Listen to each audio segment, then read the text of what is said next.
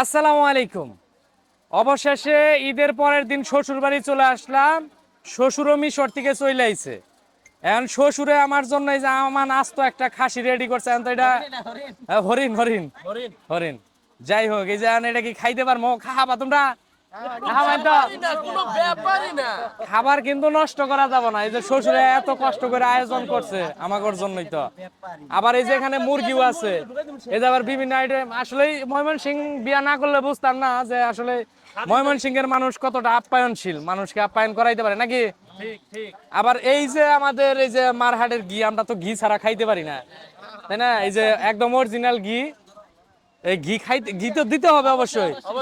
আর যারা আমাদের কাছ থেকে একদম পিওর ঘিটা নিতে চান, ভিডিওর কমেন্ট বক্সে আমাদের হোয়াটসঅ্যাপ নাম্বার দেওয়া থাকবে, এমনকি আমাদের marhat.com ওয়েবসাইটের লিংক দেওয়া থাকবে। অবশ্যই হোয়াটসঅ্যাপ নাম্বার এমনকি marhat.com ওয়েবসাইটের লিংক ভিজিট করে কিন্তু আমাদের কাছ থেকে একদম পিওর